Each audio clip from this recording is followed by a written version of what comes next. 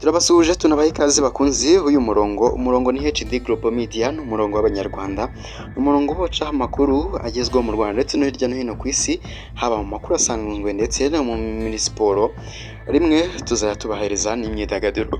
Ubwo rero njye mugiye kubana nitwa Dani Hambo, kuri uyu wa none turi ku itariki 9 z'ukwezi kwa gatandatu umwaka wa 2025, ubwo umunsi wo wa mbere w'icyumweru, kandi tubifurize intangiriro z'icyumweru nziza, mugitangire neza muzanagisoze neza. Mu ngingo z'ingenzi rero twibandaho, turatangira uku tubabwira yuko ubu ngubu Kaminuza y'u Rwanda na Rwanda Polytechnic byahawe ububasha bwo kwishakira abakozi ndetse no kubazamura mu ntera. Naho kandi turaza kujyana ahitwa Ikamarashavu, aho ngaho naho umugore yatereye akabariro araryoherwa cyane. Turababwira byinshi kuri kano gasantere kitwa Kamarashavu gaherereye mu karere ka Kayonza, nyine ngo uyu mugore yatereyemo akabariro akaryoherwa cyane. Naho kandi hanze y'u Rwanda turaza kubabwira ko Abarusiya batoye igihugu babona nk'umwanzi wabo wa mbere. Turababwira igihugu cyaje ku mwanya wa mbere, ndabizi icyo uketse uraza gusanga atari cyo. Naho Trump yashinje Elon Musk gukoresha ibiyobyabwenge, hamwe n'andi makuru menshi tubashije kuvuga hano. Turaje tuyarambura nyuma kano karuhuko gatoya, ntujye kure.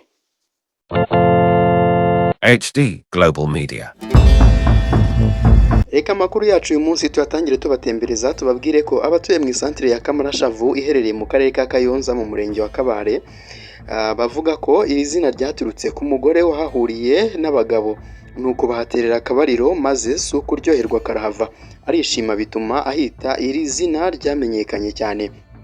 Kamarashavu ni agasantere gaherereye mu mudugudu wa Bwatampama mu kagari ka Rubumbamu, ukerekezamo uvuye mu murenge wa Kabarondo na Rwinkwavu, ukahanyura unakomeza ujya za Nasho mu karere ka Kirehe, niho hari ibiro by'umurenge wa Kabari. Ni santere imaze gutera imbere ugereranyije no mu myaka yashize, kuko ubu hari umuriro, amazi n'umuhanda. Bamwe mu baturage batuye muri iyi santere ya Kamarashavu bavuze ko iri zina ryahiswe mu 1980 ubwo umugore wakoraga uburaya yahanyuraga akabonera ibyishimo bisendereye yari yarabuze ahandi. Ndereyimana Claudienne w'imyaka 55 nawe yemeje ko koko iri zina rya Kamarashavu ryahiswe n'umugore w'indaya wahuriye n'abagabo bakamushimisha mu buriri, bituma yita iri zina rya Kamarashavu. Kimwe na Bansemana Janvier nawe yagize icyo avuga kuri ibi, nawe avuga ko koko iri zina riho ryavuye. Umuyobozi w'umudugudu wa Bwatampama Bunani Emmanuel yavuga ko nawe yakuze yumva ko iri zina ryahiswe n'umugore wavaga mu karere ka Rwamagana yerekeza mu gihugu cya Tanzania. Ageze muri aka gace ngo aza kubonanirayo n'abagabo babiri bamuterera akabariro arishima. Yavuze ko kuri ubu iyi santere babona igenda ikura umunsi ku munsi, ariko ko bakeneye ibikorwa remezo birimo amashanyarazi kuko agera ku bantu bake ndetse n'amazi meza. Umunyamabanga nshingwabikorwa w'umurenge wa Kabare Kagabo Jean Paul yavuze ko kuri ubu muri aka gasantere huzuye isoko rito rya kijyambere. Mu minsi iri imbere bakaba bazanagezwaho amazi ku baturage benshi batari bayabona.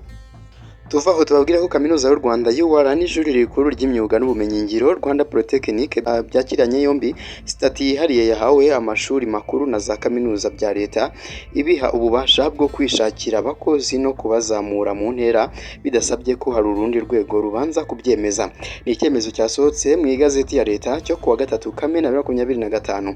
Iyo stati yihariye itandukanya ibyo bigo bitanga ubumenyi n'ibindi bya leta bisanzwe ku bijyanye n'uburyo bwo gushaka abakozi, kubazamura mu ntera n'ibindi. Kuri ubu amashuri makuru na za kaminuza bya leta byemerewe kwishakira abakozi binyuze mu buryo butandukanye, byaba amapiganwa cyangwa gushyiraho abakozi ako kanya. Bitandukanye nuko mbere byari bimeze, kuko byasabaga gukurikiza stati rusange igena abakozi ba leta bose, aho hashyirwaho itangazo abantu bose bagapiganwa, utsinze agahabwa akazi. Rimwe na rimwe ugasanga umuntu ukenewe mu kigo runaka si uhawe akazi. ni icyemezo kitezweho kunoza ibijyanye no gushaka abakozi muri ibyo bigo bikanafasha no kubona abanyamwuga byihuse bidasabye gutegereza igihe kinini. Bizafasha mu gukemura n'ibindi bibazo bitandukanye byagombaga ibyo bigo mu bijyanye no gushaka abakozi. Umuyobozi mukuru wa UR Profeseri Kayihura Muganga Didas yavuze ko imirimo yo gushaka abakozi no kubazamura mu ntera ubu igiye kwibanda ku buryo bwihariye bwashyizweho mu bijyanye n'ibikenewe na kaminuza. Uyu muyobozi yashimangiye ko amabwiriza yarasanzwe ari ubwo yatumaga iyi kaminuza itabona abakozi ikeneye bijyanye n'inzego bashakwamo, akagaragaza ko ubu bisobanutse ndetse bizajya bikorwa hashingiwe ku bikenewe haba mu myigishirize, ubushakashatsi no gushyigikira abakozi. Umuyobozi wa RP Dr Sylvie Mucyo nawe yagaragaje ko uburyo busanzwe basabwaga gukurikiza bwatumaga batabona abakozi bakeneye, bigatuma gahunda yo guteza imbere imyuga n'ubumenyingiro igihugu cyihaye isa nkaho idindira. Iyi statire yihariye rero izajyana n'ibindi bishya bijyanye no kuzamura mu ntera abakozi, aho umukozi azajya azamurwa mu buryo buzwi nk'impagarike bijyanye n'uburyo yatanze umusaruro mu gihe runaka. Ibi bivuze ko umukozi ashobora kuva ku rwego runaka wenda ari umwarimu akagirwa umuyobozi ushinzwe amasomo.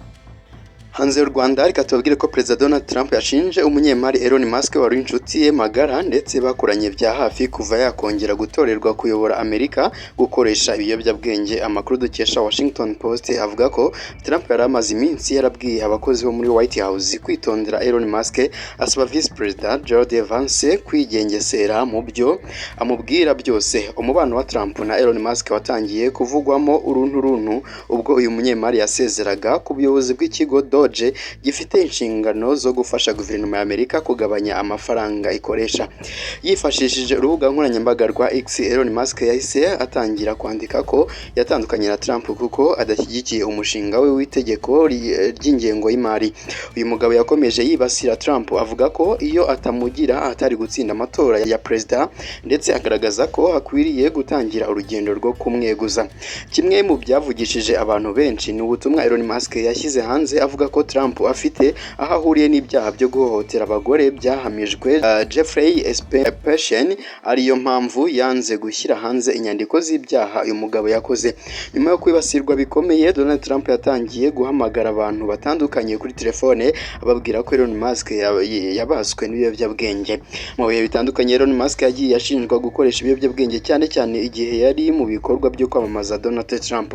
Muri 2024 Elon Musk yigeze gutangaza ko yakoresheje umuti wa ketamine ufatwa nk'ikiyobyabwenge ariko abigiriwemo inama n'abaganga.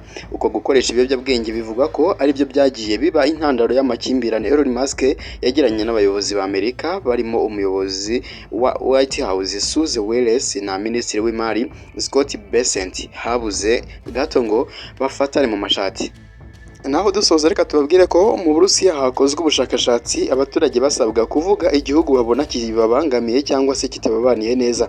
Ubusanzwe uwo mwanya wari umazeho imyaka myinshi Leta Zunze Ubumwe za Amerika, ariko kuri iyi nshuro siko biri, icyo gihugu cyabaye Ubudage. Ni ubushakashatsi bwakozwe n'ikigo cyitwa Levada Center giterwa inkunga n'ibihugu byo mu burengerazuba bw'isi. Ubusanzwe Amerika ari ku mwanya wa mbere mu myaka 13 ishize nk'igihugu Abarusiya bavuga ko kibabaniye nabi. Ubu yageze ku mwanya wa 4. 40% by'abitabiriye ubushakashatsi bavuze ko Amerika iri mu bihugu bifatwa nk'abanzi b'u Burusiya. Ibyo bikaba ari igabanuka rya 36% ugereranyije n'umwaka ushize. Imyumvire ku bijyanye na Amerika yahindutse ubwo Donald Trump yagarukaga ku butegetsi.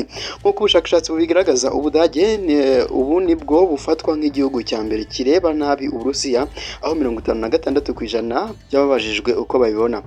Bakurikiwe n'Ubwongereza bwagize 49% na Ukraine yagize 43%. Mbere y'uko intambara yo muri Ukraine ikaza umurego muri Gashyantare 2022, 16% gusa by'Abarusiya nibo bafataga Ubudage nk'umwanzi.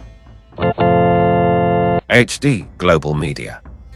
Ni nuko dusoje amakuru yaragizweho kwa none. Reka tubararikira andi makuru aza kubagezweho kuri umurongo wa HD Global Media. Nk'ibisanzwe nyine ni HD Global Media, ni umurongo w'Abanyarwanda, umurongo tubakunda cyane kandi tuba twiteguye kubakorera igihe cyose. Reka rero tubararikire nyine andi makuru aza kubagezweho. Nge mwabanye nitwa Dani Hambo, twari turi mu makuru yo kuri wa none kuwa 9 z'ukwezi kwa gatandatu 2025. Reka tubararikire andi makuru aza kubagezweho, umurongo uracyari wa wundi, mukomeze gukora subscribe, gutanga like ndetse muduhana comment kugira ngo uyu murongo ukomeze uzamuke. Ndabashimire cyane rero mubo twabanye mwese, dore ubu ngubu twamaze kuza aba subscribers 1000. Reka dukomezanye runo rugendo.